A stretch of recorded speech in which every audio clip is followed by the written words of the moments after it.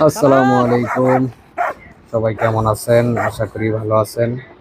আপনাদের মধ্যে আরেকটা ভিডিও নিয়ে আসলাম। দেখুন কতটুকু ভয়ঙ্কর, কি মারাত্মক ভয়ঙ্কর একটা কুকুর। আরে মানে আমার এই গেট দিয়ে ঢুকতেই দেয় না। সৌদি আরব থাকাকালীন অবস্থায় যে জায়গায় ডিউটি করতাম আমি, ওই জায়গার পাশে আর কি।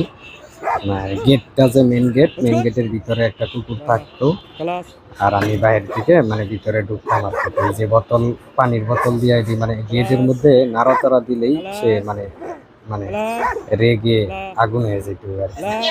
রাইগা তার মাথা নষ্ট হয়ে যেত, মানে কোনো কিছুই করা যেত না। মানে গেটে দিয়ে আমারে ঢুকতে দিব না আর কি। ওই যে যাইতো গা, আবার একটু শব্দ করলে আবার দৌড় দিয়ে আইতো, আবার যাইতো গা, ঠিক আছে, আবার একটু বাড়ি দিলে আবার দৌড় দিয়ে আইতো। মানে কি যে একটা অবস্থা করতো, খাইয়ে লাগবো আমার, মানে খুললে গেটটা খুললেই মনে হচ্ছে আমার যে খাইয়ে লাগবে। তো একদিন ওই এই কুত্তাটার মালিক যে আছিল, সে একদিন আমারে বলছিল কুকুরটায় আমারে কামড় দিত। সে ঠিক তার কথা মতো আমারে কামড়ও দিছিল। তো হালকা একটু লাগছিল, খুব বেশি লাগে নাই, একটু শুইলে গেছিল, রাতের আশ্রয় লাগছিল। তারপরেও আমি ডাক্তারের কাছে যাইয়া ইঞ্জেকশন নিয়েছিলাম। ভয় পাই, কুকুরটা থাকলে আমি ভিতরে ঢুকি না এত সহজে। আর আমার যে কলিগ আছে, অনেক কলিগ আছিল, অনেক, তারা মানে এই কুকুরের কারণে এই জায়গায় ডিউটিতে আইতো না আর কি। বসদের সাথে অনেক রাগারাগি করতো আর কি, যে এখানে ডিউটি করতাম তারা।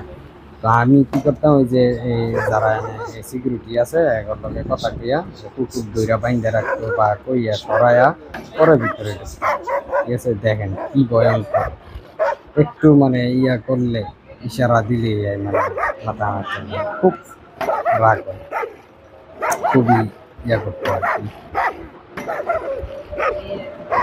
এই যে পাশে বোতল নিয়ে বসে রয়েছি, বোতলের নিয়ে মানে পানির বোতল নিয়ে বাইরে যেতে হবে। আমি মনে হয় সম্ভবত ভিতর থেকে বাইরে বাইরে পইরা করে মানে কুকুরটার সাথে এরকম মজা করতেছিলাম আর ভিডিও করতেছিলাম, যে দেখেন আপনারা যে কি একটা অবস্থা, কি পরিমাণে, কি ভয়ঙ্কর ভাবে আই কামড় দিতে আই,